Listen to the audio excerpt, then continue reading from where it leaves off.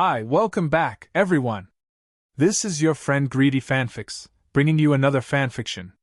Today, we're diving into the first part of What If Deku Had a Twin Brother. All credit for this story goes to Chocolate Sisterling, so please support them by checking out the link in the description for more details.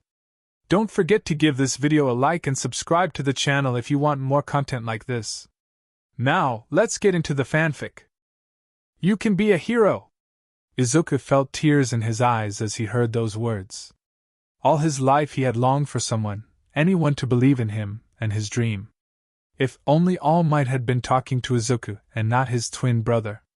Just earlier that day All Might had told Izuku on the rooftop to give up his dream. There was no way a quirkless kid could be a hero. He had saved Izuku and his twin, Mikumo, from a slime villain, and Izuku had clung on to him to ask the question that had plagued both brothers their whole lives. After leaving the roof to go find Mikumo, Izuku came upon the same villain attacking Kaken. Izuku was about to run and when Mikumo beat him to it. Now, Izuku had been waiting for his brother along the path home. He did not mean to eavesdrop, but All Might had practically come out of nowhere. "You are worthy to inherit my quirk." All Might's words confused Izuku. He listened in as the hero explained his quirk to Mikumo before planning for them to meet for training the following day. Izuku could not listen to any more. He needed to get away. So he ran. He did not know how long or how far he ran, but by the time he dragged his tired feet back home it was dark. His mom was worried, of course. She told him he needed to not stay out so late. "Something could have happened to you." He did not bother telling her that something did happen. Telling her about the slime villain would just make her worry more. Eventually, Izuku made it to the room he and Mikumo shared. His brother was already there waiting. "Izuku, are you okay? After you grabbed All Might when he flew off, you took so long to come home."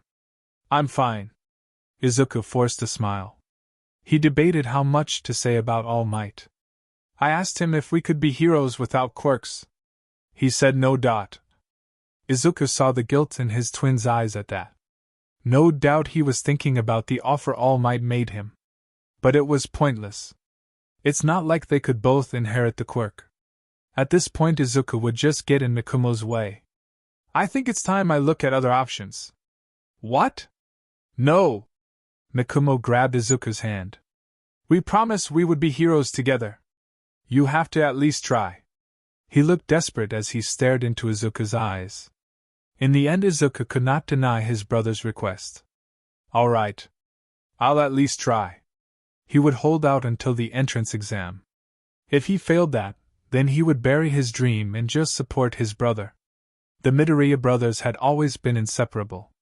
They were identical twins, so maybe that was to be expected, but it had always irritated Katsuki to no end. It was because of this that he had a hard time making sense of the last few months. Deku 1 had been pretty much the same as always. Maybe a little more mopey, but not really that different. Deku 2, on the other hand, was being really strange. He rushed out of class at the end of the day without even waiting for his twin. He was also getting more muscular. Not that Katsuki really cared or would have noticed except for the fact that the twins did not look as much alike anymore. Katsuki used to be one of the few people who always knew who was who with the Midoriyas. Now everyone could tell. Tormenting Deku 1 had become almost too easy without his brother there to split the attention. Though it did give Deku 1 more freedoms to throw sarcastic comebacks at his tormentors. The verbal sparring was way more fun with Deku 1 to the point where he usually did not bother hitting the nerd. He just focused on tearing down his dreams of being a hero with words. It seemed to be working, too. Deku 1 had admitted that he was looking at other options. Still, Katsuki wanted to know what was going on with the other twin. "Hey, nerd!" Katsuki grabbed Izuku's collar after class and dragged him around to the side of the building. "Where's your lookalike running off to after school every day? Do you actually care? Or does it just irritate you that there is something you don't know?" Deku 1 tried to glare but only managed to look like a sad puppy.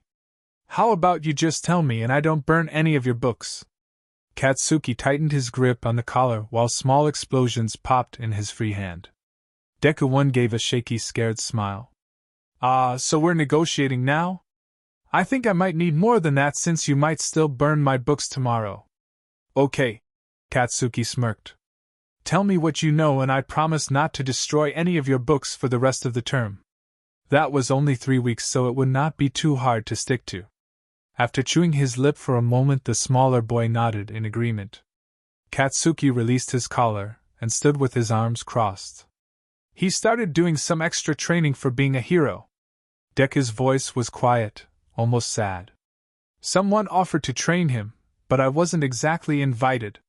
He runs off to that after school every day. Katsuki felt conflicted.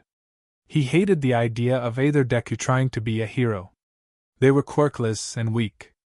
But the idea of someone singling one of the Dekus out just did not sit right with him. Especially Deku 2. Deku 1 had always been the one to stand up to him and take the hits to protect his twin. Why would someone pick Mikumo to train instead of Izuku? Whatever. Katsuki waved dismissively. Get lost. Deku 1 did so and ran off. Katsuki watched him go and wondered just what those idiots were really up to. Izuku had never really felt lonely before. Even when all his friends stopped talking to him and Kaken started bullying them, he still had Mikumo. They did everything together. Until now. Izuku had barely seen his brother for 10 months. They ate at the same table and slept in the same room, but other than that they may as well have been strangers. They did not even walk to school together anymore. Maybe that's why it felt strange walking to UA together for the entrance exam. Or maybe it was all the realizations Izuku had along the way.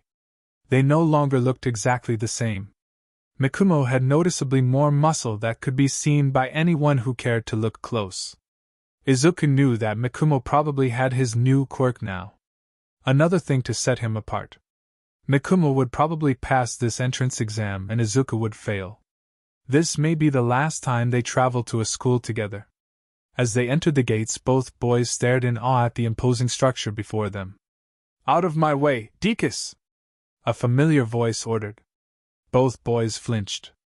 Mikumo jumped to the side so that he was on the other side of Izuku from Katsuki. They were both completely out of the blonde's way now. Kaken! Mikumo yelped. Gee, good morning. Let's do our best. Kaken ignored them and walked inside. Izuku let out a sigh. This was it. He started to walk to the entrance only to trip over his own feet. Before he could face plant on the sidewalk, someone touched him and suddenly he was floating. Are you okay? A girl's voice asked. Izuku could only stare in shock as the girl explained her quirk and wished him luck before running inside. That was really nice of her, Mikumo said. Yeah, Izuku agreed. He was still a little in shock from actually having a positive interaction with a girl. And a cute girl at that. If only things had not gone so far downhill after that. Izuku did okay on the written exam, but he was completely useless during the practical. He did not destroy a single robot, and just wound up running around like an idiot. Maybe that's all he was for trying this in the first place. A delusional idiot. Both Izuku and Mikumo were quiet on the way home. And for the next few days the silence continued. Finally, their results came. Mikumo wanted to open them together, but Izuku refused. He already knew what the results would be. As expected, his was a simple letter of rejection. Mikumo came out of their room crying tears of joy. I made it. I'm going to be a hero. They had rescue point and I was able to make it in for that. Congratulations. Izuku hugged his brother and hid his own pain behind a fake smile. You'll be a great hero. You didn't make it? Mikumo looked so sad, but Izuku did not know if it was genuine. After all, how could Mikumo have expected anything else? No, but don't worry about that. You can be a hero for both of us. Was Izuku a bad brother for feeling jealous? When the new school year started, Mikumo went to UA and Izuku went to a normal high school that did not have specialized courses. It was the first time the boys ever were in different classes, much less different schools. From the first day, Izuku knew his high school time would be torture. By lunchtime the whole school knew he was quirkless. He was pushed down the stairs on the way to lunch, and wound up messing the meal for a visit to the nurse's office. He got shoved into lockers twice and suicide baited. By the time he got home, Izuku could not even muster a fake smile. He came in to find his mother and brother talking in the living room. When Izuku walked in, his mom turned to greet him. "Welcome home, Izuku. How was your day?" "Fine," Izuku lied. Even to his own ears it sounded unbelievable. "That's good." Inko smiled. "Mikumo was just telling me all about his first day at UA. I'm just so proud." Mikumo smiled. It was bright and genuine.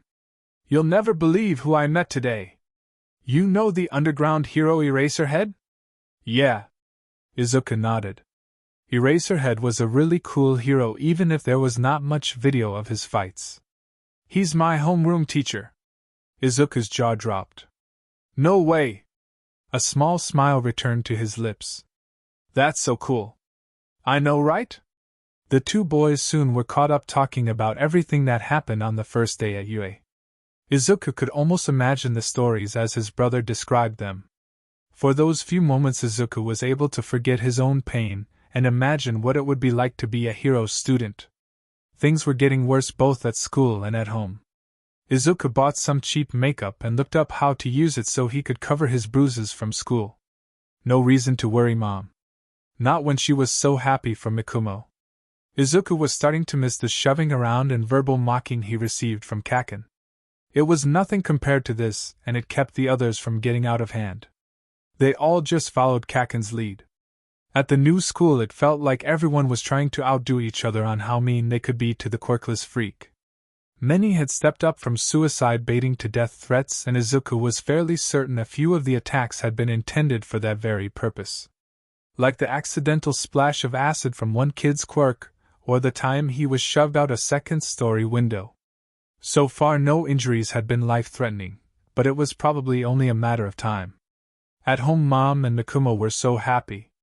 Mom had stopped asking Izuku how his day was, too busy talking to Mikumo. Neither of them really talked to Izuku at all. He just faded into the background. Izuku did not know when he stopped smiling, but he could barely even fake it anymore. Still, it was one day in particular when Izuku became certain his mother no longer cared. The whole day had been awful. It started with the usual notes and comments telling him to kill himself or offering to do it for him. During P, one of the other kids accidentally hit him with their paralytic spikes, resulting in him spending the next hour and a half lying in the nurse's office. The nurse said she tried to call his mom, but there was no answer. When he finally was able to somewhat walk again, the day was already over and it was time to go home. On the way home, a group of his classmates dragged Izuku into an alley. Izuku had received many beatings from bullies in his life, but none like this. They used their fists, their feet, their quirks, anything they could until Izuku was in too much pain to even move. "Hey, what are you kids doing there?" The voice brought Izuku hope. He watched from the ground as a hero came into view. He could barely make out the costume through his swollen eyes, but Izuku thought it was native. "What do you think you're all doing? You could kill him!" One of the kids scoffed. "He's just a quirkless freak. No one would care. The world is better off without him." The hero turned to look at Izuku. Where once he had worn horror and pity, there was now a look of disgust. Izuku was sure he looked awful. There was blood dripping down his head. His eyes were swollen, and there were doubtless bruises on every bit of exposed skin. His uniform was torn and bloody, and he was having a hard time breathing. The hero took a step back. "Don't go too far, kids. You really could kill him, and that would get you in a load of trouble. You should all head home." "Really? A hero finds him beat half to death and does nothing?" Izuku felt like his world was falling apart. Heroes were supposed to save people. Did he not count? He's just a quirkless freak. Maybe he really did not count. He was just quirkless. The bullies slowly left with only a couple parting kicks. Once he was alone, Izuku started trying to get up. He eventually managed it, standing on shaky, battered legs. At least he did not think they were broken. The trek home was tortuously long. He avoided crowded areas in order to not freak anyone out. When he finally reached his front door, Izuku paused. He was a mess. His mother would freak out if she saw. But he did not have the energy to clean up right then, so he went in anyways. "Oh, you poor thing." Izuku looked up at his mother's voice the moment he entered the door. He first thought she was talking to him, but the woman was nowhere in sight. It must have been so terrible. Her voice was coming from the living room. Izuku made his way down the hall to where his mother was. She sat on the couch with Mikumo. "Mom?" Izuku said quietly. Both Mikumo and Inko looked over to where Izuku stood. His mother barely glanced at Izuku before turning back to his brother. "Mikumo's class was attacked by villains today. I'm so glad he made it out. He could have been killed. I could have been killed. Did you not see the blood?" Mikumo looked between Izuku and Inko a few times as if he had the same question, but he said nothing. "My poor son broke both his legs and some fingers." Inko stroked the side of Mikumo's face soothingly. "It's not that big of a deal, Mom. Recovery girl fixed me up. A little rest, and I'll be good as new." Izuku did not have the energy for this anymore. He limped his way back to their room and collapsed on his bed. He could still hear his mom and Mikumo talking before he fell into a deep sleep. When Izuku opened his eyes next, the mid-morning light was streaming in through his window. He reached up to rub at his tired eyes, but stopped when he felt bandages on his face. Izuku sat up and looked himself over. All of his injuries had been cleaned and bandaged, and he was wearing clean pajamas. A quick look around and he found a note on his nightstand. There was also a glass of water and a bottle of pain medicine. The note read, "Sorry about last night. I will call at lunch to check on you. Take some medicine and rest. Mikumo." Izuku felt the slightest hint of a smile. At least his brother cared a little. True to his words, Mikumo did call at lunch. Izuku had gotten up shortly before and dragged himself to the kitchen to get some food. As soon as Izuku answered the call, Mikumo bombarded him with questions and concerns. "Izuku, are you okay? When I got to our room and saw how bad a shape you were in, I panicked. What happened? I was scared you might die. Did the medicine help? Were you able to get some food?" "Mikumo," Izuku cut in before his brother could ask more questions. "I'm okay. Lots of bruises, but I don't think anything is broken. Some of my ribs might be cracked, but they'll heal." "What happened?" Izuku sighed. "What always happens? Bullies." It was the reason he and Mikumo knew so much about treating wounds in the first place. Bullies had been an issue for them for years.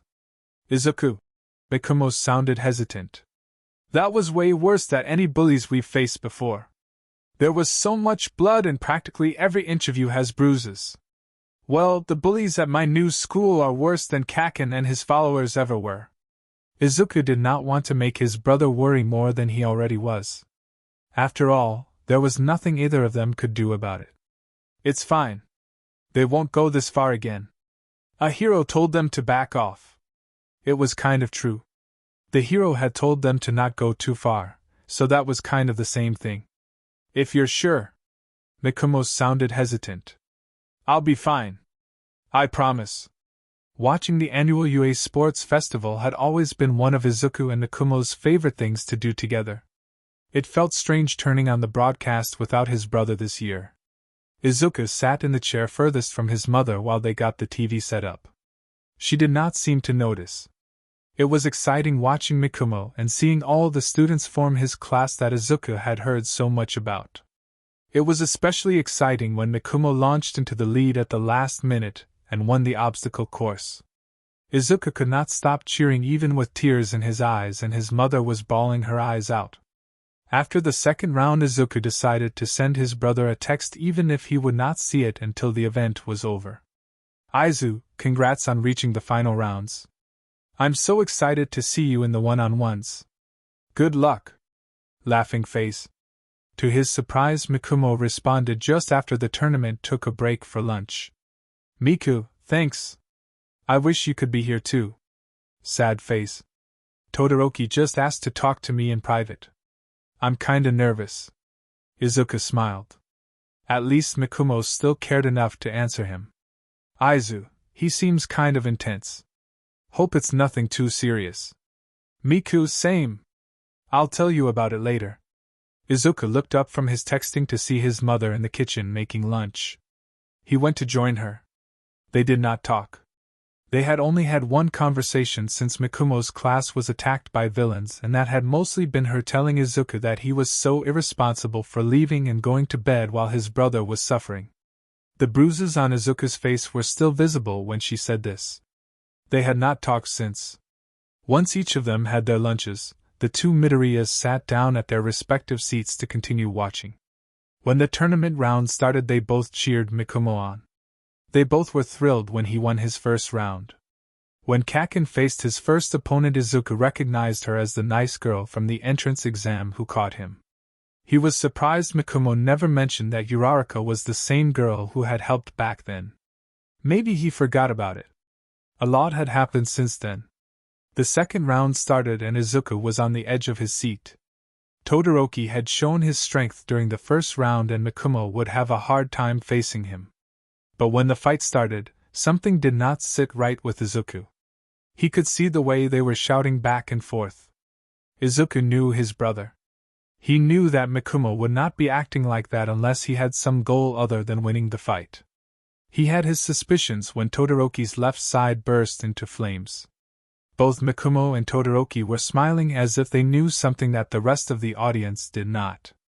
Izuku would have to ask his brother about it later. The fight ended with Mikumo out of bounds and unconscious. Their mother was crying so hard she passed out from dehydration. Izuku grabbed a glass of water and left it next to her for when she woke up. The rest of the tournament was interesting, but Izuku had a hard time getting excited for it. He kept thinking about his brother in that last fight. What had Mikumo been thinking? The twins had not had a chance to talk after the festival. Mikumo had come home exhausted from the healing he had gone through, and his arm was still in a sling. Mother had clung to him, and cried even more. Izuku could only stand back and watch. Watch from the outside like always. The next day was awkward on the way to school. People kept saying things like, "I saw you in the sports festival yesterday. Good job yesterday. We're cheering for you." And, "You go to UA, right? Why are you wearing a different uniform?" "You're mistaken. That was my brother." He lost track of the number of times he said that. Things at school were different. So the quirkiness freak has a brother at UA? That seemed to be the question on everyone's mind. The bullying was less than normal, but Izuku knew it would not last. Eventually they would forget about his brother or decide it did not matter. At least he got a little break until then. The following weekend Izuku finally had time to talk with his brother and learn all about what had happened with Todoroki. "I don't know if I really made a difference in the end. He did use his fire against me, but he stopped short against Kaken." Izuku sat back on his bed looking across the room to where his brother Saturday. "I think you did help. But even if you help him overcome the issue with using his quirk, that only solves one problem. He still has an abusive father who mistreats him and his siblings. But his father is the number 2 hero. What could we even do?" It was a good question. Izuku doubted he could do anything. He could not even protect himself. Even his own mother had given up on him. How could he save anyone? But Mikumo was different. He was studying to be a hero. He had people who believed in him. Maybe for now just be there if he needs anything. It was not much, but it was the best Izuku could come up with. By the time a month had passed, the kids at school had gone back to how they were before the festival. They were cruel and Izuku always had bruises from them. He was still sometimes recognized on the street, but he would just say, "You're mistaking me for my twin brother. He's the hero student, not me." And they would usually leave him alone. Today he did not seem so lucky. He was walking home when some guy just slung his arm around Izuku's shoulder. "Hey, you're from UA, right? The kid who broke all his bones." "No, that was my twin," Izuku murmured. "Really? Do you have a quirk like that too? Another aspiring hero?" "No." Izuku shook his head. "I don't have any cool quirk. He wished the guy would just back off and leave him alone. Is that so? The man's hand closed around Izuku's throat. Then you wouldn't be stupid enough to fight back, right? With wide eyes, Izuku looked over at the man. Shaggy pale blue hair surrounded a creepy face with dry cracked skin. Red eyes filled with crazy glee stared at Izuku. What do you want? Izuku squeaked out. Oh, I just want to have a chat about your brother. Let's go somewhere quiet, shall we? With that, he dragged Izuku down an alley. A wall of purple mist appeared in front of them. Izuku was shoved through and found himself in a room with no windows. The pieces started fitting together in Izuku's mind. A creepy villain with dry skin. Some sort of warped quirk involving purple mist. It was too much like the story his brother told him about the attack on the USJ. Izuku was shoved forward. He stumbled to a stop before turning to see his attacker standing next to a man made of mist. They had to be the League of Villains. Kurojiri, get our guest a chair, ordered the one Izuku suspected was Shigaraki. The smoke villain nodded and a chair dropped out of a portal next to Izuku. Shigaraki motioned to it. Have a seat. Izuku obeyed. He had no chance of fighting these two. He needed to start by confirming his suspicions. Who are you? The light-haired villain smiled. The name's Shigaraki Tamura, head of the League of Villains. Izuku swallowed hard. This was it. No way was he getting out of this alive. Where shall we start? Shigaraki asked as he plopped down in a chair across from Izuku. He had already demonstrated his quirk to prove who he was and what would happen to Izuku if he tried to run away. I know. How about you tell us your quirk? And don't try to lie. Izuku did not dare lie. He had always been a terrible liar anyway, so there was no point. I don't have one. His voice was shaky and quiet, but Izuku could tell they heard him from the shock on their faces. That shock changed to anger for Shigaraki quickly. You really expect us to believe that? Your brother can break through walls and you're claiming you don't even have a quirk? Izuku burst into tears. It's the truth. I don't have a quirk. It's why Mikumo is a hero student and I'm a nobody. Just a bullied loser. Izuku stared at his lap as the tears dripped down his face. Silence filled the room around him. Finally, it was broken once more by the lead villain. Fine. I believe you. At least it will be easy to keep you locked up. Izuku just curled further in on himself. They were right, of course. Tell us about your brother. Izuku wiped his tears. Why? Why do you think we took you, brat? Shigaraki sounded frustrated. We can either get information from you, hold you as a hostage, or use you to send a message to all those wannabe heroes that their families are fair game. It seems like the first option would be the most useful. Oh. I thought you just grabbed me on a whim. Izuku mumbled. I'll admit there was a bit of that. Shigaraki chuckled. I did not expect to run into one of the UA Brat's family members while out for a walk. But there's no reason to waste the opportunity. I think you'll find I'm far less useful than you think. I'm quirkiness. No one will give you anything to get me back and no one will care if I die. It was mostly true. Mikumo might care, but he would get over it. What about your family? Asked the smoke villain. You parents and siblings. Surely they would care. Izuku shook his head. Mikumo might care, but Mom wouldn't. She stopped caring after he got his quirk. Shigaraki groaned and threw his head back. What is this? Your backstory is starting to read like someone who belongs on our side. How did this happen? Belongs on your side. What are you talking about? Izuku knit his brows in confusion. The lead villain stood and started pacing. Rejected by society, bullied by your peers for something you cannot control, abandoned and neglected by your family. You sound like someone who should be trying to destroy this society. What are you doing on their side? Izuku opened his mouth and closed it. At this point he really just spent his days existing. He hadn't really thought about why in a long time. As he thought, Izuku remembered his one remaining ray of hope. My brother. I have to support him. Why? Does he really need you? Would he even notice if you were gone? Shigaraki had a twinkle in his eyes. He seemed to be enjoying tearing Izuku's world apart. Of course he would notice. We're twins. We've always been together. Really? Shigaraki leaned in close. Then where is he now? On his internship, far away. Izuku hung his head. He had no answer he could give the villain. His brother was not here, not even in this city. He was alone. Why don't you think about it for a while? Shigaraki turned to Kurojirai and ordered. Tie him up. Izuku had no idea how long it had been since he was kidnapped. Kurojirai had brought him food 4 times. Shigaraki had come to talk 3 times. He had fallen asleep at least 3 times, but he had no idea if that was his normal sleep schedule or not. The door opened and Shigaraki stormed in. This is seriously frustrating. It's been days and the heroes still haven't even put out a missing person report for you. It's like taking you didn't even trigger any events. He started scratching at his neck. Then there's that stupid hero killer. He had to go and stab me. Izuku's eyes widened as he noticed that Shigaraki had indeed been stabbed in the shoulder and was bleeding quite a bit. Are you okay? Izuku asked. He did not want anyone to die, not even Shigaraki. The villain paused in his steps and looked at Izuku. His red eyes narrowed behind the hand he wore as a mask. Oh, don't worry about me.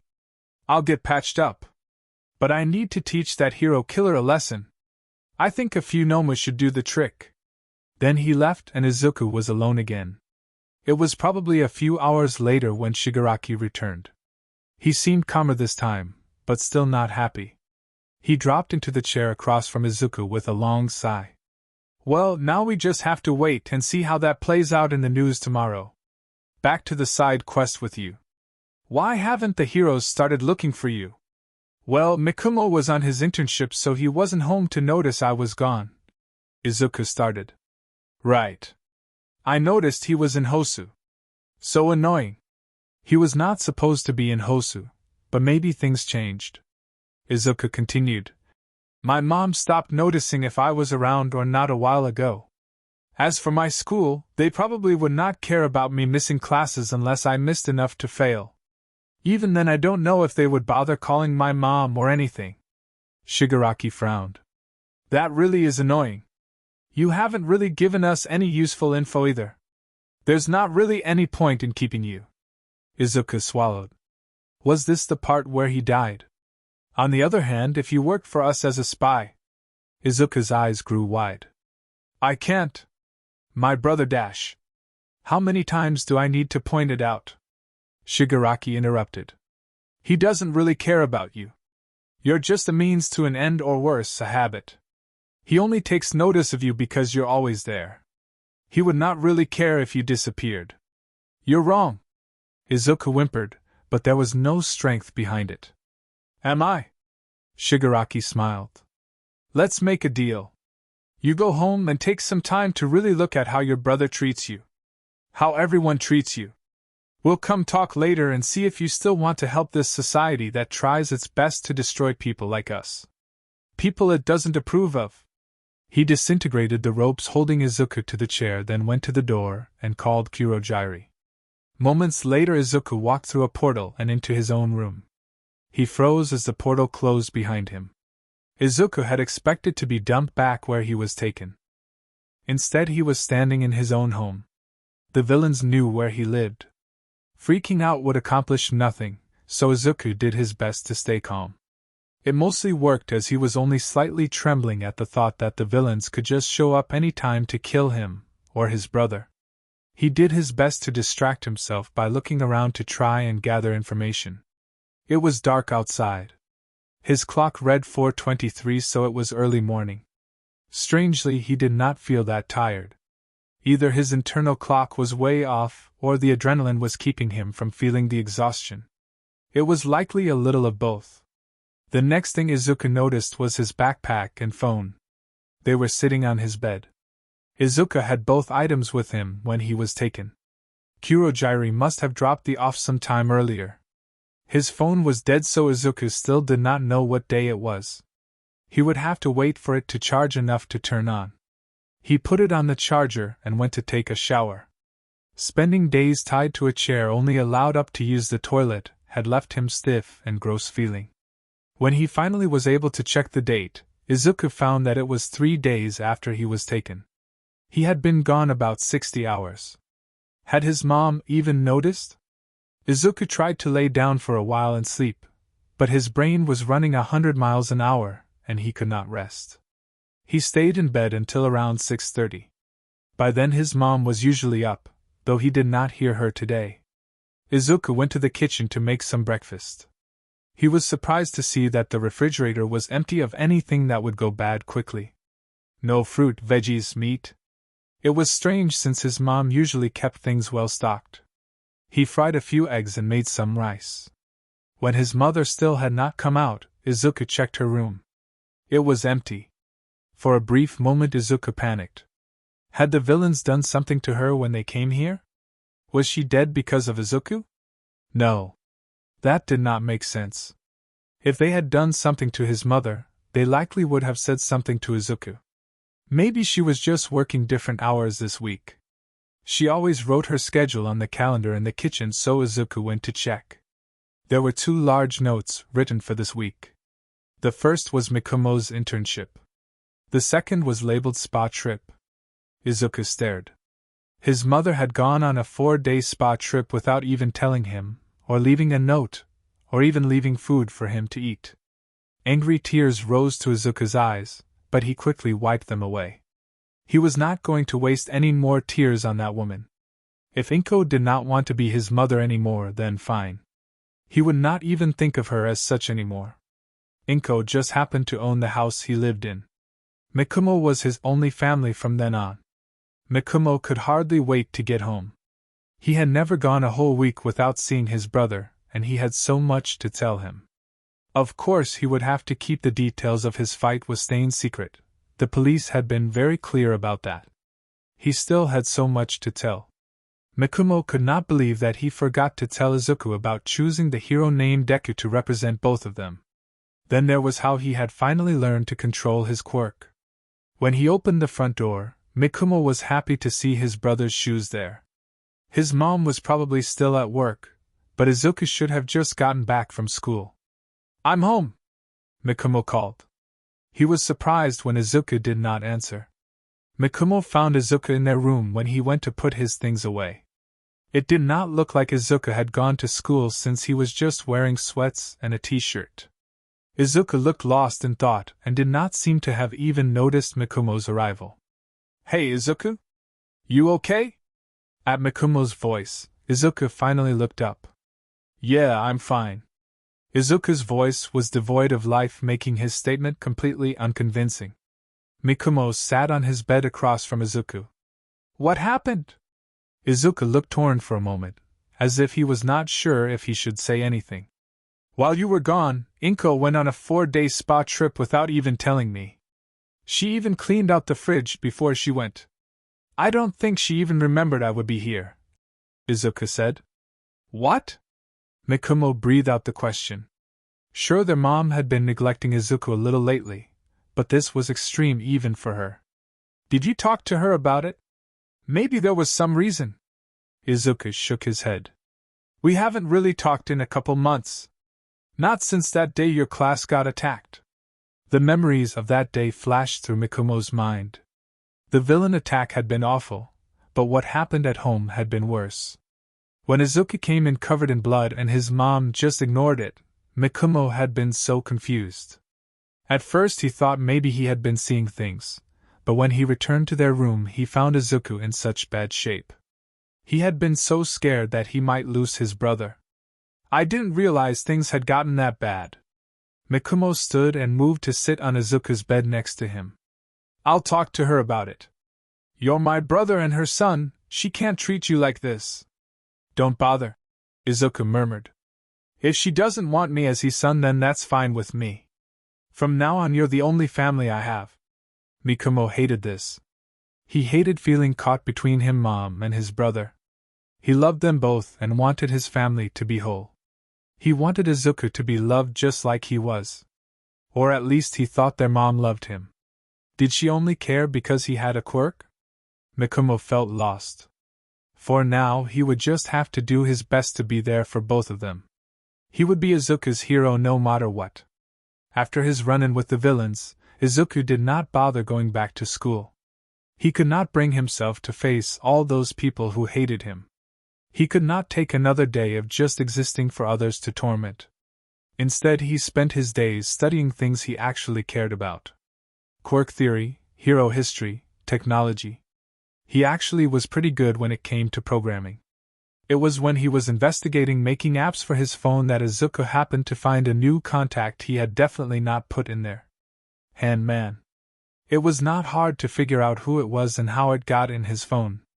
Izuku had not made any attempt to contact them, but he found himself thinking about it more than he wanted to admit.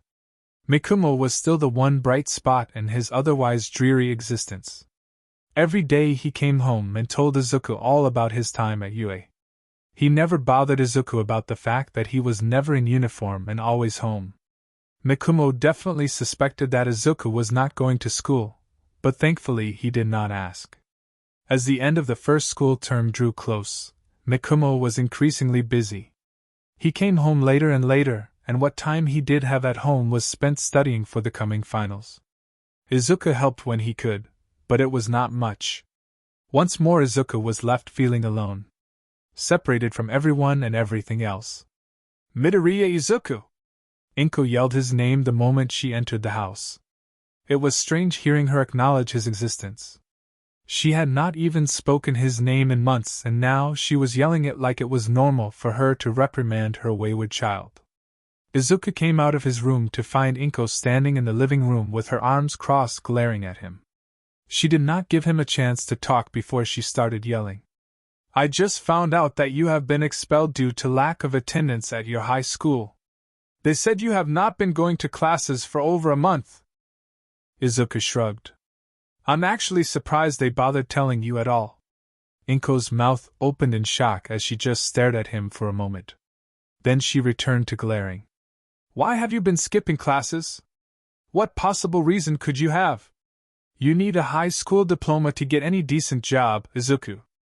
As if you actually care. Izuku scoffed. If you cared, you would have done something when I came home beaten half to death. You would have reached out when I stopped talking to you. You wouldn't have abandoned me without a word so you could have a spa day. Izuku had no intention of playing into whatever game this was to Inko. You don't care about me, so stop pretending. He never saw the slap coming. Mikumo was mentally exhausted. After 2 days of exams, he still had the practical tomorrow. Maybe that's why he did not notice the yelling as he opened the door. The first thing he noticed was the sharp sound of a strike. Mikumo looked up to see Inko with her hand raised and Izuku with his head turned to the side. It looked like she had just hit him, but that could not be it. Right. I will not tolerate such accusations in my house. Now you will answer me, Izuku. Why have you been skipping school? His mother's voice was furious.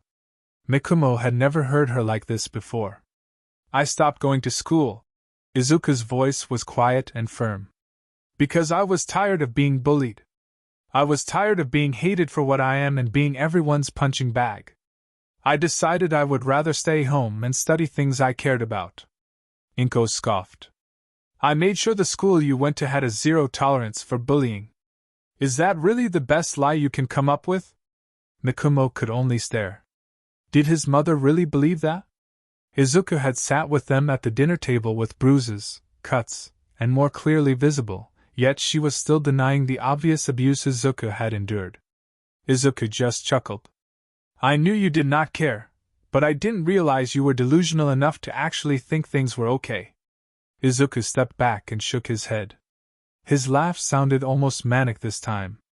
You don't even realize how bad of a mother you are.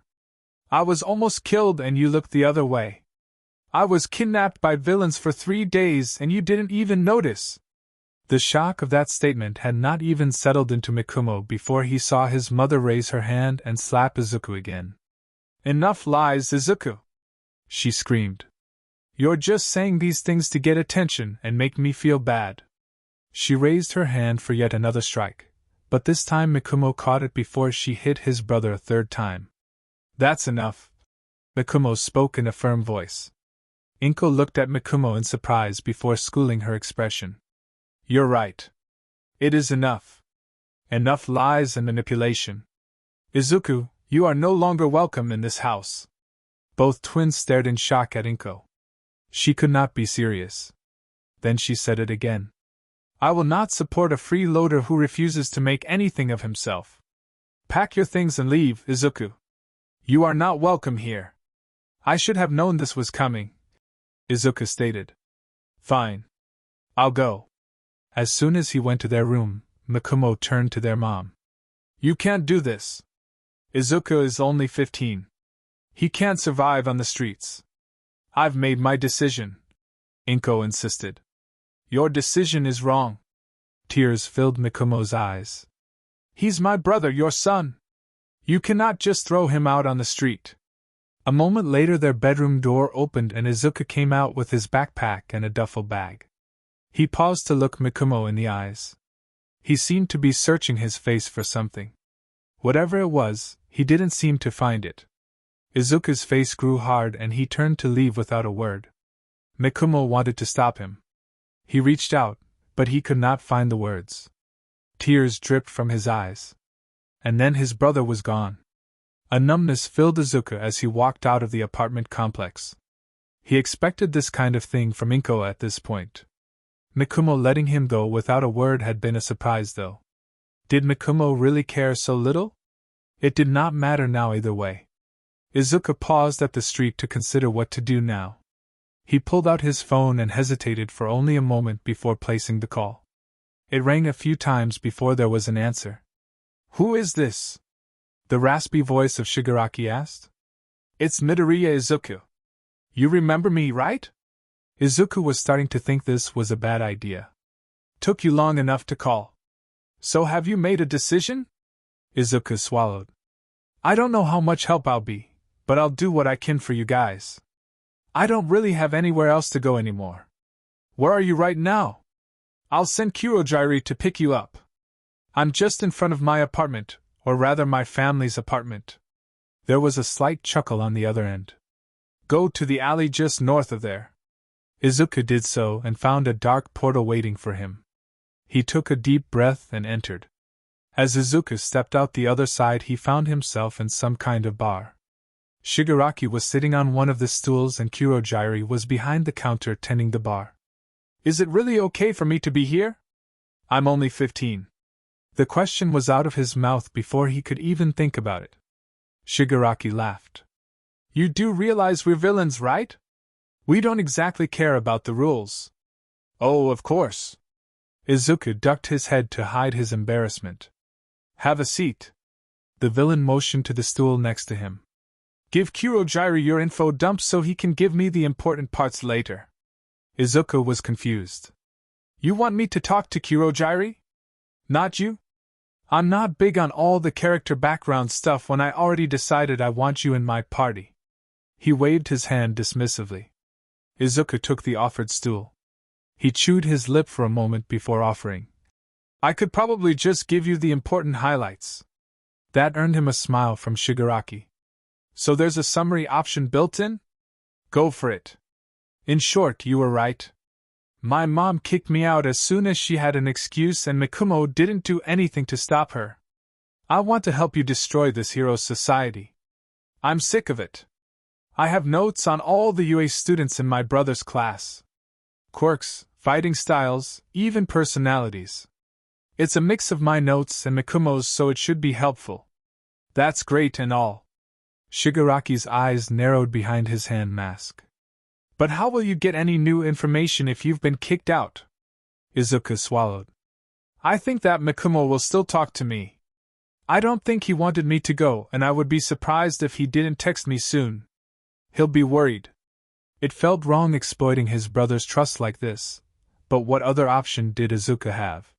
He was not about to lay down and die without a fight. The smile was back on Shigaraki's face. "Excellent. I look forward to working with you, Izuku." Something was wrong with Deku too. He showed up to the practical final exam looking pale and distracted. Fortunately, Round Cheeks asked what was wrong so Katsuki did not have to. "What's wrong, Deku?" Katsuki hated that she had adopted his nickname, or rather insult, and tried to turn it into something good. The name had not even been for Mikumo in the first place. It was a play on Izuku's name that just got extended to Mikumo because they were twins. "Last night, my mom kicked Izuku out of the house." "What?" Katsuki turned to glare at Mikumo as he spoke. "Why the heck would she do that?" Deku too just shook his head. "I don't know. She said it was because he dropped out of his high school." "That doesn't exactly sound like a good reason," Round Cheeks pointed out. "I know." Deku too curled his hands into tight fists. "She's been ignoring him for a while now. I think she may have just been looking for an excuse. Maybe she didn't want a quirkless kid anymore now that I'm becoming a hero." There were tears in his eyes. "It's so messed up." Katsuki glared at Mikumo. It was messed up. Ever since the school year started, everything with the Midoriyas had been messed up. From the sudden appearance of Mikumo's quirk to the fact that his identical twin still didn't have one. Something was very wrong here. And now Izuku was gone. There had been a time when they were little when Katsuki had considered Izuku his friend. Now that friend was probably dead in some alley because his brother suddenly developed a quirk and his mom decided that was all that mattered. Messed up did not even begin to describe this disaster. "Just shut up and focus on the test," Katsuki growled out. "I'm going to beat you fair and square. Not because you're too distracted to give it your all." Deku too slapped his own cheeks. "Right. I have to stay focused." Tamura smiled as he flipped through the notebooks Izuku had brought him. It was more than just the students he had mentioned. Izuku had notes on all the top pros, too. Tamura had not expected much of the notes, since they came from a kid. He was pleasantly surprised to find them very thorough. Izuku had even jotted down weaknesses that could be exploited. Having him join the party was definitely the right choice.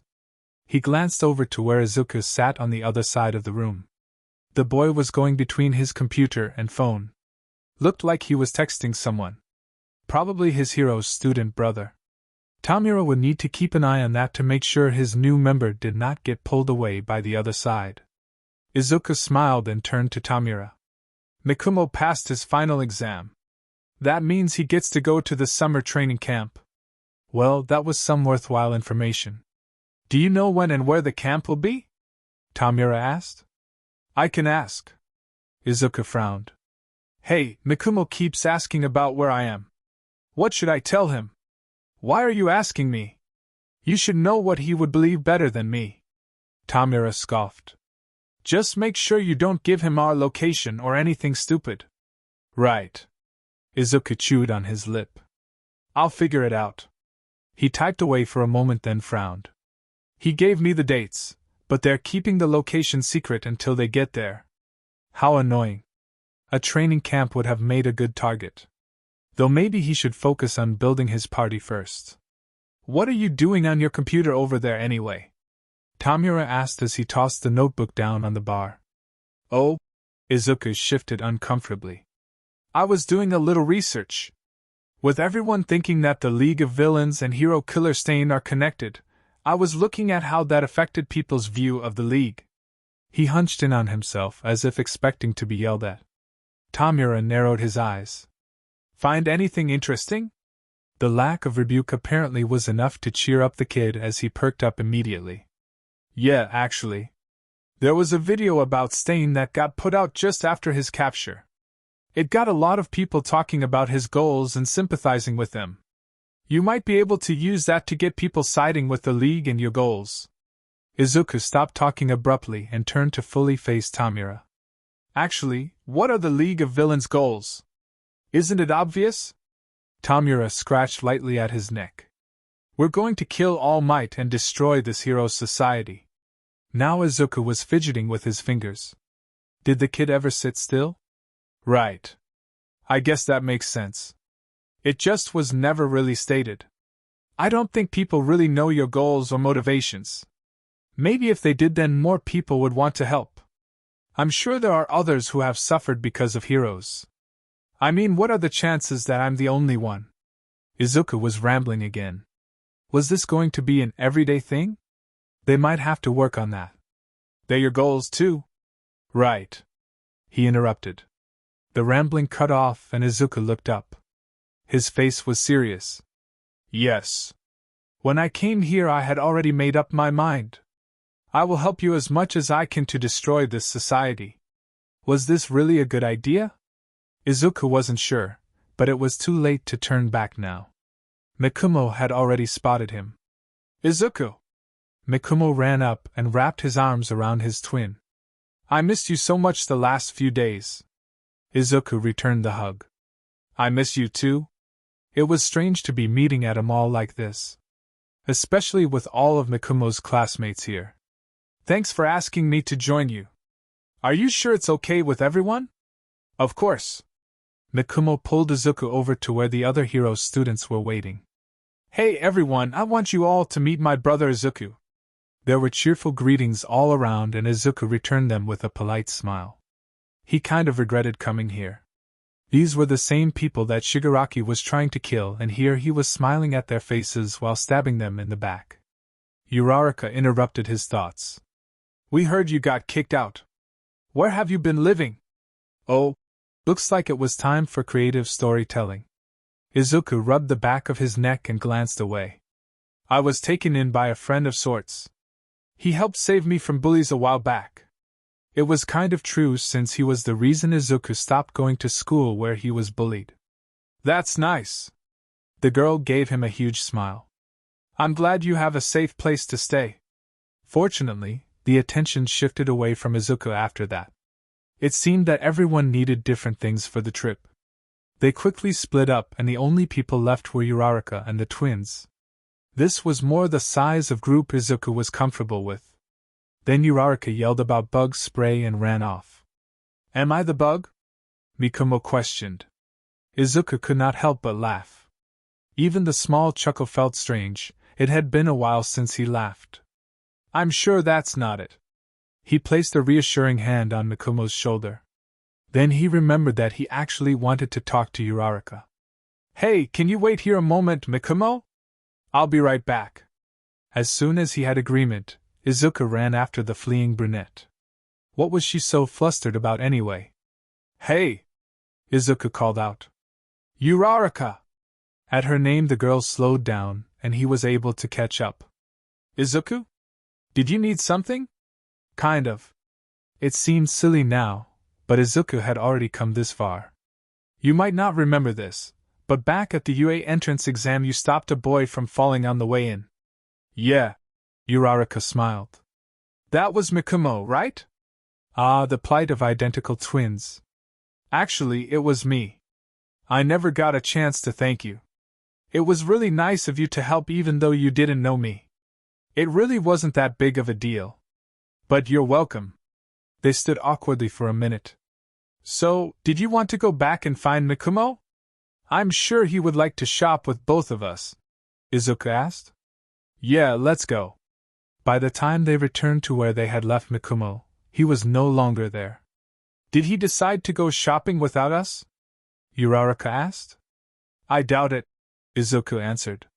I told him I would be right back, so he should have stayed here. Something must have come up. He scanned his surroundings looking for his brother's green hair. When he spotted it, Izuku froze. Mikumo was sitting on a bench with someone. That other person was wearing a black hoodie and had his hand on Mikumo's throat. The scene was all too familiar to Izuku. He remembered what it felt like to have Shigaraki's hand around his throat like that the first time they met. But surely that couldn't be Shigaraki. Why would he be here right now? And why would he be threatening Mikumo? ᴅᴇ must have seen them as well. She started heading to where the two were sitting. Izuku followed behind her. The closer they got, the more sure he became that it was Shigaraki. That cracked skin around his mouth and the creepy smile. Izuku could not see his full face from this angle, but he could see enough. Deku? ᴅᴇ called out. Is this a friend? Was that a serious question? The guy was clearly choking Mikumo. It took a few seconds, but eventually Ūriqᴜ seemed to put the pieces together. Her voice was shaky as she spoke. No. You're not. Let go of him. Izuku swallowed and kept quiet. He did not know what Shigaraki was up to. He just hoped it did not involve killing his brother. The villain looked up with his manic smile. His eyes slid from Ūriqᴜ to Izuku. Then, with a fake chuckle, he let go of Mikumo. Oh, you're with friends. My apologies. Was he talking to Mikumo or Izuku? Shigaraki stood and started walking away. Ūriqᴜ ran to Mikumo, who was coughing after Shigaraki let go of him. Izuku did not know how to react.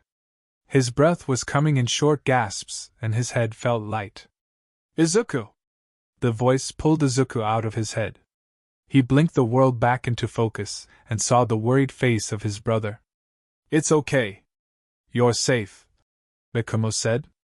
The villain left. Ah. Of course he assumed Izuku was terrified of Shigaraki. It was the logical thing to think about his poor quirkless brother. He never would guess that Izuku was actually freaking out because he wanted to keep his connection to that villain a secret. Thanks. Izuku gave a shaky smile. I'm so glad you're okay, Mikumo. That was really scary. Izuku would keep up the terrified and clueless act for now.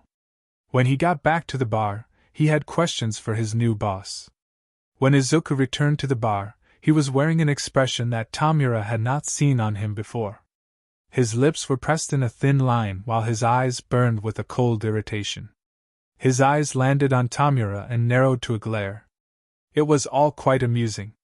What exactly were you trying to pull, Shigaraki? Threatening my brother like that? Tamura chuckled. I was just having a little chat. No need to make a scene in front of the new party members. Izuku's eyes widened as he looked around and noticed the two newbies for the first time. The crazy chick bounced over to him. Hi. I'm Toga Himiko. What's your name? Izuku. He ducked his head. Back to the shy kid Tamura had found that first day. It was too bad. Izuku was way more entertaining when he was acting all confident. You're really cute. Crazy girl continued. I bet you'd be even cuter if you were all covered in blood. No thank you, Izuku squeaked. Maybe it was time to get Izuku away from the crazy girl before Tamura lost his toy. Tamura draped his arm around Izuku's shoulders and pulled him away. Let's talk about what happened at the mall. They sat down at the bar and Izuku was back to glaring. It seemed the reminder was enough to rekindle his irritation. Why did you go to the mall today? And threatening my brother like that? I thought you understood that he's the one person I don't want dead. Izuku's voice sounded almost broken. I wasn't actually going to kill him, Tamura assured. I just wanted to talk and I knew he wouldn't risk the lives of the NPCs around him by trying something. Izuku slumped forward on the bar. Why him, though? Same reason I grabbed you that first time. I just happened to run into him. It's nothing personal. It kind of felt personal. Was he pouting? It was kind of cute. Like a puppy. What did you talk to him about anyway? Tamura did not really want to recap everything that happened, but he also did not want to lose a party member because he was feeling lazy. So, he gave a quick summary of his conversation with Izuku's twin. By the end, Izuku looked thoughtful. I get why you came to the conclusion that it's all because of All Might. Honestly, I hate the guy too, Izuku stated. That was a bit of new info. Tamura wanted to ask more, but that would have to wait. It seemed Izuku had more to say. That being said, I think there is more to this than that. When you play video games, what makes an interesting villain? Tamura raised an eyebrow. What are you getting at? I mean, like, if a villain just destroys everything, threatens the hero character, and laughs maniacally, then they're boring, right? The villains that really are memorable are the ones who have hints of a backstory and motivation that are more complex. It's true. Boring villains are way less fun and end up just fading into the background. Are you saying I'm boring? Not at all. Izuku shook his head. I just meant that people don't know anything about you or why you fight. I mean, I've been here a week plus the time you've held me here for 3 days and I know nothing about you. He turned on his stool to face ᴡᴇ'ʟ. When was it that you became interested in having me join you? It seemed like it was when you heard my story. Is that right? ᴡᴇ'ʟ frowned in thought. Izuku was rambling a little, but he seemed to be making a good point. Still, it's not like ᴡᴇ'ʟ wanted to plaster his story all over for the world to see. That would probably be pointless and annoying. So I need to be more interesting. What did you have in mind? Me? Izuku seemed surprised. Well, I think you need to do something like the video about Stain. It doesn't have to be a video, but something that shows the flaws in hero society and motivates people to change it. Great idea. ᴡᴇ'ʟ ruffled Izuku's hair, careful to keep one finger lifted. Why don't you put something together? Run it by ᴘᴅᴟ when you're done. What? Why me? The shock on Izuku's face was hilarious. It was your idea. Besides, technology and information are your areas of specialty, right? Okay. Izuku still looked uncomfortable, but it seemed he was starting to find his resolve again. But why run it by ᴘᴅᴟ and not you? ᴡᴇ'ʟ shrugged. It's called delegating. He stood to head to his room. Let me know how it turns out. Hacking? Toga asked as she leaned over the back of the couch. Yeah, Izuku answered while he tried to stay focused. It's nothing too elaborate. Just planting fake user data and IP info so they can't find where the post came from. I'm trying to increase interest in the League of Villains, but if the authorities track us down from the posts, that would be really bad. Toga squealed and Izuku had to stop working to cover his ears. You're so talented, Izuku. Cute and talented. You're totally my type. I wish you would let me cut you a little. I'm sure your blood tastes good, too. Izuku suspected that Toga's obsession with blood was linked to her quirk. It was interesting, but still terrifying. She did not seem like the type to know restraint. He is talented, Shigaraki stated as he walked over from the bar. Your info-gathering stats are great. However, I think we should raise your combat stats to keep you alive. Toga gasped and started bouncing in place. I could teach him. I'm a great teacher. Izuku doubted that. She was too flaky and might stab him. Izuku did not want to die from training with a crazy girl. Shigaraki, however, did not seem to have the same reservations. Not a bad idea. No killing him, okay? Toga squealed again. I promise. I'll only cut him a little. Don't I get a say? Izuku tried to speak up, but was ignored. Nothing that requires stitches or could make him bleed out, Shigaraki stated. Were those really his only requirements? Deal! Suddenly Izuku was rethinking the decisions that led him to this point. Although, Shigaraki rested his hand on Izuku's shoulder with one finger raised. Izuku was not sure if it was supposed to be a threat or not. I was actually thinking of another way to raise your stats, Izuku. Oh? What's that? Izuku asked as he kept his eye on the hand touching him. I think it's time I introduced you to my master. Izuku's eyes shot up to meet Shigaraki's. As far as he knew, no one from the League had met Shigaraki's master other than Shigaraki himself and maybe ᴘᴅᴟ. The villain looked thrilled at the prospect of introducing Izuku, so who was he to deny the man's whims? Okay. Can I ask why? You'll understand after you meet him. With that, Izuku was pulled up and guided to where ᴘᴅᴟ was preparing a portal. They stepped through into a dark room. Izuku's eyes took a moment to adjust. Once they had, he saw a man sitting with his back to them. In front of him were several computer monitors, including one that showed the bar they had just come from. Beside him were various machines with tubes and wires running to the man in the chair. There was something Izuku could not explain about the man. Even with his back turned to them, his presence was still overwhelming. When the man turned, Izuku could not help his small gasp. Where the man's eyes should be, there was only scared flesh.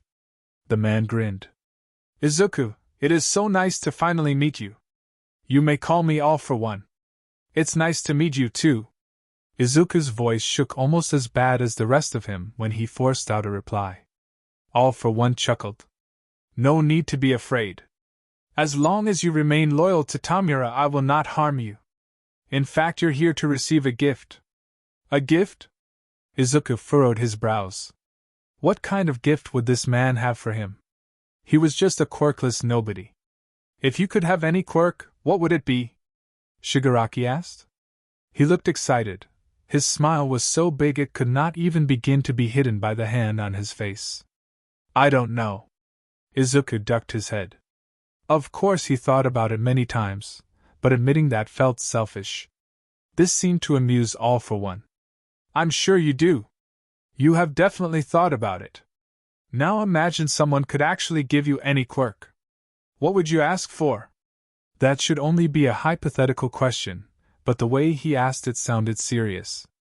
Izuku bit his lip and thought about it for a moment. There was a time he would have wanted a quirk like All Might's, but not anymore. His brother already had that. All the ideas he came up with for himself had one thing in common. I would want something subtle. Something people would not even know I was using. Yet it could change the world. Maybe some sort of persuasion quirk or memory manipulation, or even one that affects people's energy levels. Something that would give me an edge without people even realizing I have a quirk now. Izuku realized he was starting to ramble. He yelped and clamped a hand over his mouth. Sorry. I got carried away. All for One chuckled deeply. Tamura was right to bring you to me. You really are a fascinating boy. Most people would have asked for something powerful and flashy. I have just the quirk in mind for you. He held out his hand toward Izuku. How about a quirk that allows you to sense and influence people's emotions? Izuku stared in surprise. For real? I would love to have that. Izuku flinched when All for One placed his hand on Izuku's head. This will hurt a bit. That was all the warning Izuku got. The pain was blinding and sharp. Izuku would not say it was the worst pain he had ever felt.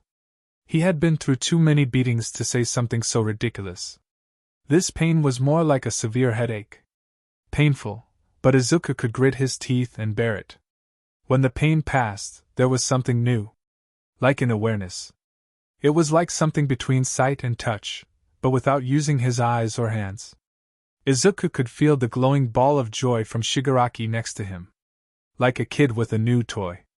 The feelings from All for One were more complex. There was smug contentment, amusement, pride, and so many others all swirling around. It was like a swirling vortex of colors, each of which corresponded to one of those emotions. How does it feel? Asked All for One. No pun intended. I'm not sure. Izuku answered honestly. It's a lot to take in. He shook his head in disbelief. I have a quirk now. A real quirk. Joyful laughter bubbled up from his chest. A big, genuine smile spread across his face. I had given up on this so long ago. I can't believe it. Izuku felt happy tears drip from his eyes as he looked at All for One. This terrifying villain had given Izuku something that he had always dreamed of. He could never repay that. Thank you so much. Izuku knew from watching Kaken that learning to use a quirk took lots of practice. But even with that knowledge, he had not realized it would be this complicated. Izuku practiced with the new members of the league. He could read their emotions fairly easily most of the time, though mixed emotions still were a struggle. The hard part was manipulating those emotions without the person realizing it. And then if the person got angry enough, Izuku learned the hard way that he could not always force their anger down under control. That was why he stopped practicing on the more unpredictably violent members like Muscular. Being thrown through a wall once was more than enough. Even with those risks and challenges, quirk training was still far safer than combat training with Toga. Izuku winced as she cut another shallow gash in his arm. Too slow, Izuku, she teased. Izuku jumped back to try and create some distance. His own knife swung just like she had showed him, but it missed Toga completely. Come on, Izuku. You can do better than that. This time he was able to dodge her attack by a fraction of an inch. I'm trying, Izuku stated in frustration. He was starting to feel lightheaded, and he did not know if that was from frustration or blood loss. Toga disappeared from Izuku's vision, but he could sense her ball of emotion behind him. Izuku spun and slashed. His arm was caught at the wrist. Toga squealed in excitement. That was more like it. How did you know where I was? I could feel your emotions. It's part of my quirk. It still felt strange to say that. My quirk. Even after 2 weeks, the idea had yet to settle in. Toga threw her arms around Izuku's shoulders. She was probably getting his blood on her, but knowing Toga, that might be the point. You're getting better every day. And you look adorable covered in all this blood. She licked the cut on Izuku's cheek, and suddenly he was looking himself in the eye. It would probably be unnerving for most people, but Izuku was used to the sight because of Mikumo. Honestly, it made him miss his brother more. What do you think? Toga asked. Should I go like this for the raid on the training camp? Izuku shook his head no. Better not. I don't want them knowing I'm involved with you guys yet. Fine. His face melted off of Toga. That part was a little disconcerting to see. Can you help me get bandaged up? Izuku asked. I need to help Shigaraki with something. Toga agreed and quickly grabbed the bandages they kept in the training room for this purpose. She only complained a little about how Izuku looked cuter covered in blood. As soon as they were done, Izuku headed up the stairs to the bar. When he first came to this place, he never would have guessed there was a whole training area in the basement. Shigaraki noticed Izuku as soon as he entered. Do you have the location for that training camp yet? He asked. Give me a minute. Izuku grabbed his phone and pulled up the tracking app. He had found it on his and Mikumo's phones when he started studying programming while still living at home. His mother had put it on there to keep track of them. The first thing Izuku had done after finding that was make sure Inko could not see his location. The second thing he did was give himself access to Mikumo's location. By this point, the hero students should be to the location of their camp. Izuku looked at Mikumo's location and frowned. It was in the middle of the woods with nothing around. Let me check something real quick. Izuku grabbed his laptop and searched up the area. It took a little digging to find what he needed. By then the marker for Mikumo had moved a little further from the main road and closer to where he now realized was most likely their target. It looks like they're training at the Wild Pussycat's mountain base. And where is that? Shigaraki sounded exasperated. I'll show you the map. Izuku moved to bring his laptop over. Show Kurogyari. He's the one who will be warping everyone in. Shigaraki waved Izuku away. He obeyed and moved over to show the smoky villain. Kurogyari studied the map on Izuku's computer.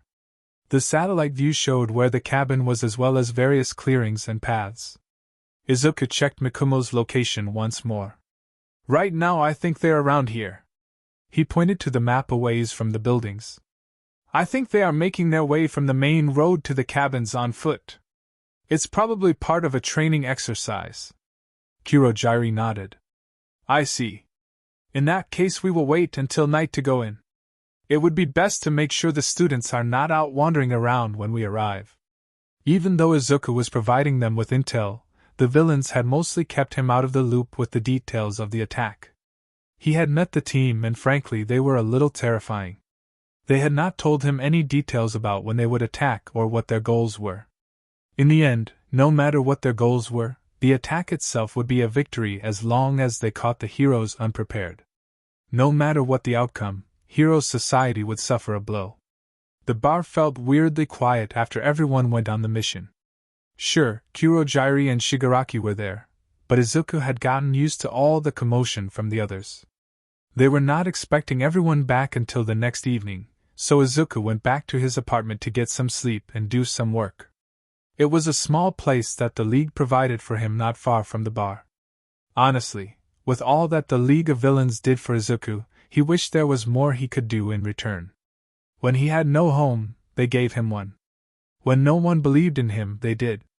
Where he was always lonely before, now he always had someone to talk to. And most of all, where he had been quirkless, they gave him a quirk.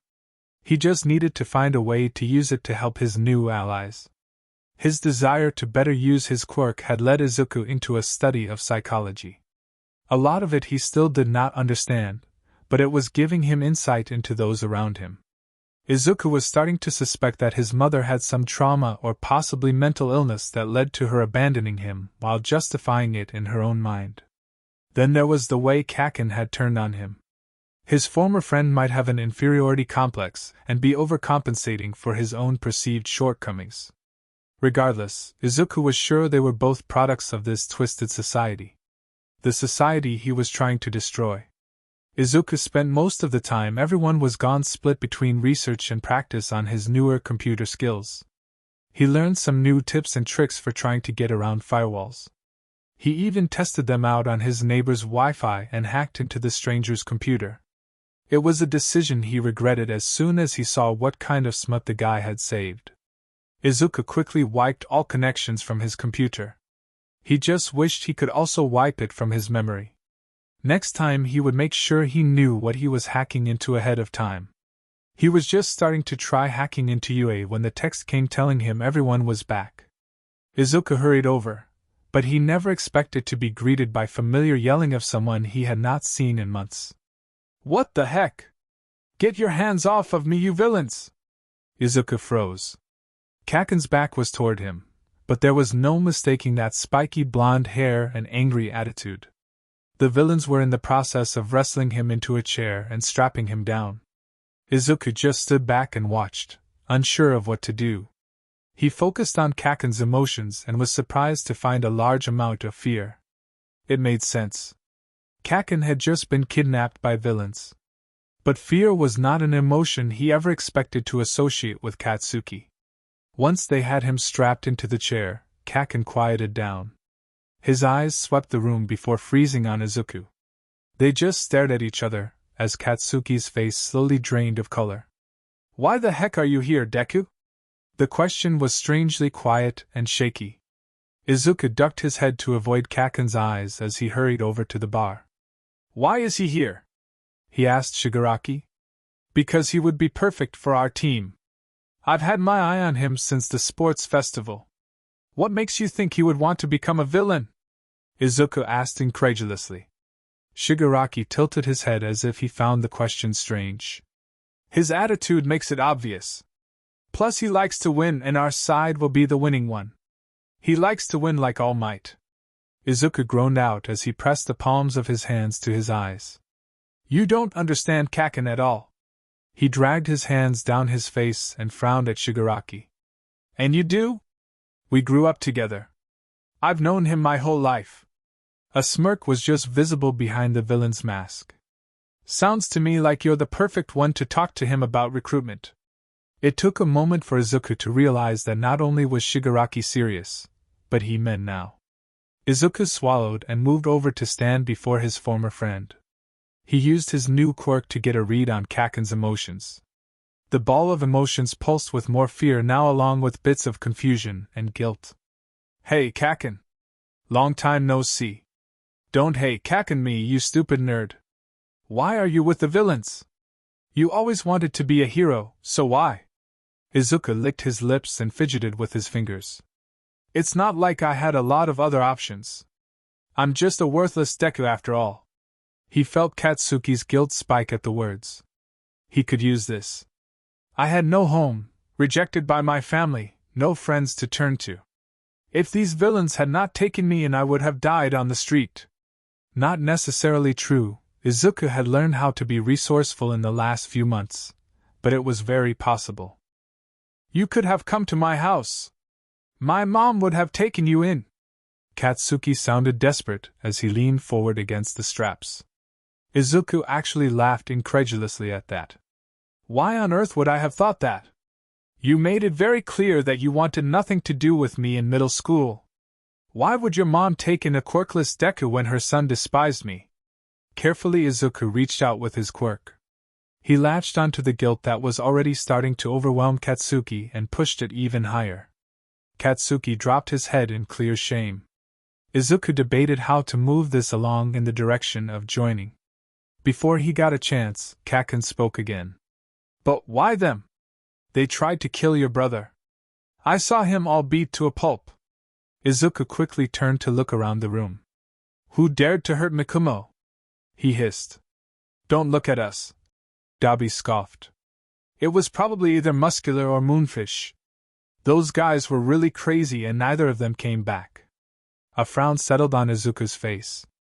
Kurojire's voice cut in. I can assure you that your brother was not mortally wounded.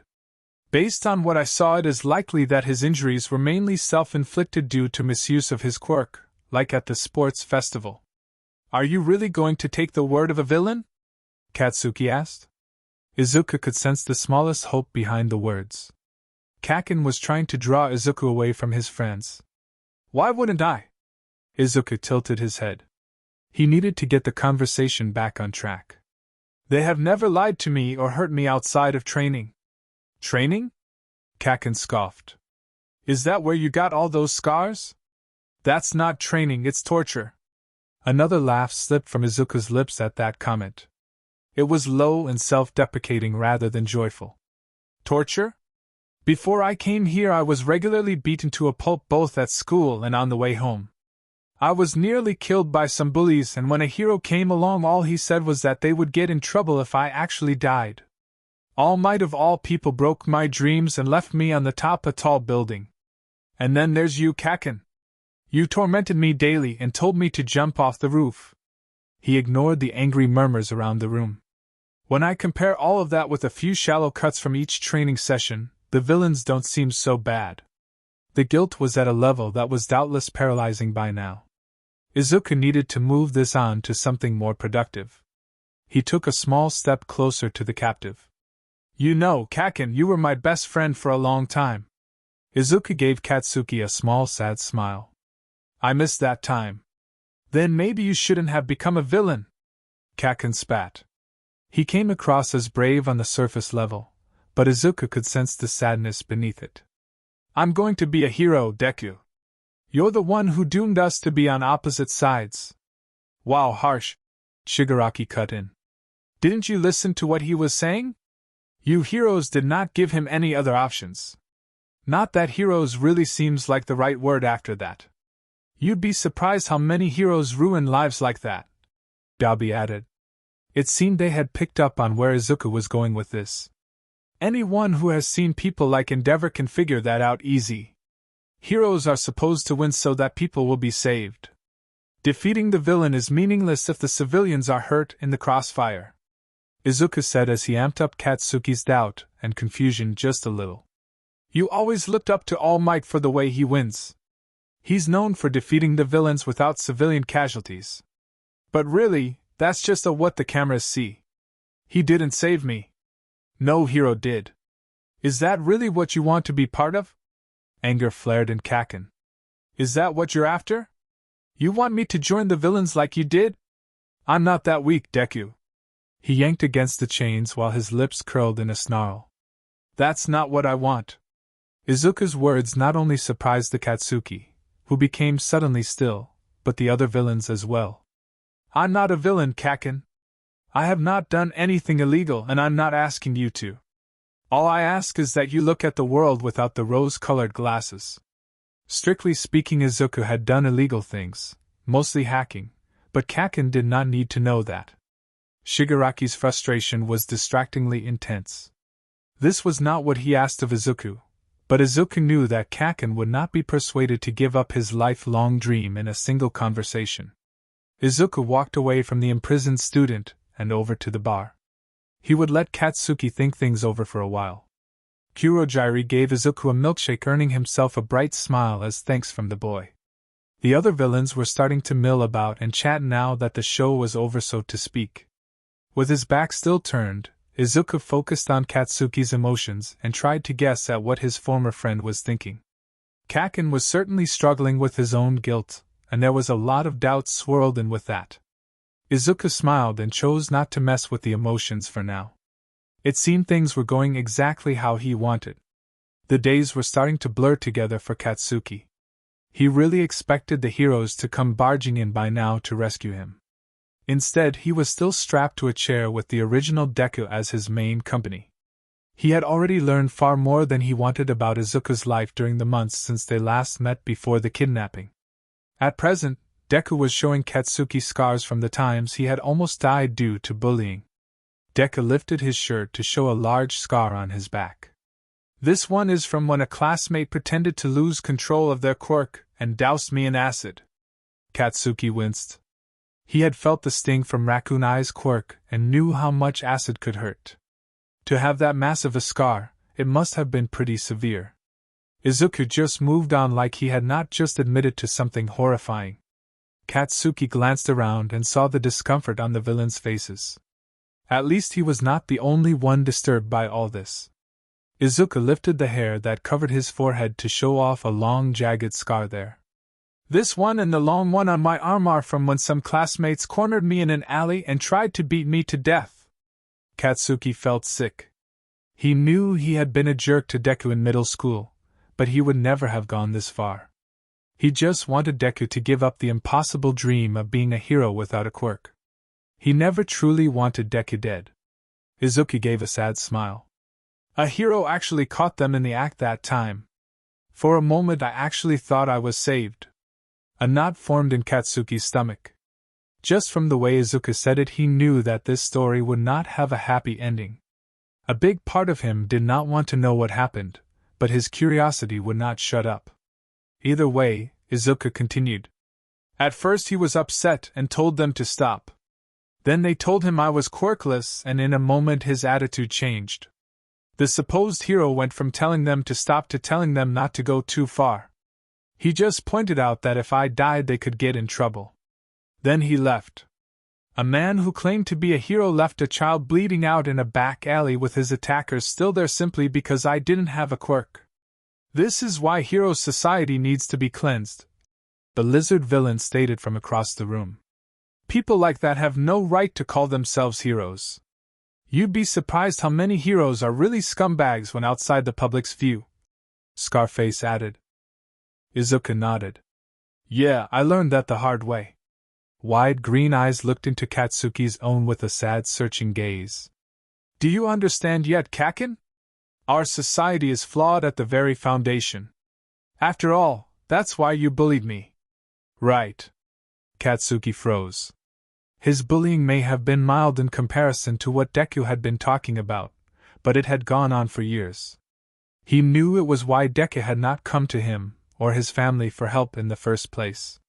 There was a time, Izuku continued, when I thought of you as my best friend. I miss those days. Katsuki felt a longing deep inside him. He sometimes missed that too. Especially when compared to his followers in middle school. Really, Kirishima was the first friend Katsuki had made in years. The first real friend since Izuku. Do you think we could ever rebuild that? Deku asked. The question caused Katsuki to straighten up. He looked Izuku straight in the eyes as shock rolled over him. Could they be friends again?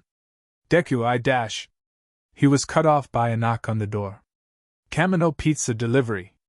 Things happened fast after that. All Might burst through the wall along with other heroes. Kamui Wood swung in and restrained all the villains. Other heroes followed quickly through the hole as well as the door. Soon, Scarface and Smokey were incapacitated. All Might removed the chains holding Katsuki to the chair, but as All Might looked over the captured villains, the hero froze. Young Midoriya! What are you doing here? Katsuki blinked. Oh yeah? All Might probably did not know about Mikumo having an identical twin. That's his brother, Katsuki explained. All Might still seemed shocked. Deku chuckled darkly. Did you even realize that the boy whose dreams you crushed and the one you chose as your successor were two different people? Or were you too absorbed in your own hubris to notice? That's not I didn't dash. All Might stumbled over his words, but in the end he did not have the chance to figure out what to say. There was a tightness in the back of Katsuki's throat that made him gag loudly. Suddenly, black slime burst from Katsuki's mouth and surrounded him. He struggled to breath as flashes of the sludge villain overtook his thoughts. The slime only lasted a few seconds, but it felt far longer. As the liquid fell away, Katsuki coughed and looked around. No longer was he standing in the bar. Instead, he and the villains were in the middle of some destroyed building. Some guy with a weird black helmet stood before them. Master, Hand Creep addressed wannabe Darth Vader. Great. Now they were with the villain boss and the heroes were nowhere in sight. Kaken? Izuku's voice pulled Katsuki's attention away from the rather terrifying villain boss. He turned to face the green-haired boy who was giving him a small smile. Don't worry. He won't hurt you as long as you stay with us. The implied threat in that was not lost on Katsuki. He swallowed down the growing fear and turned back to where the villain leaders were talking. The guy with the helmet turned suddenly, and raised his hands in time to stop a charging All Might.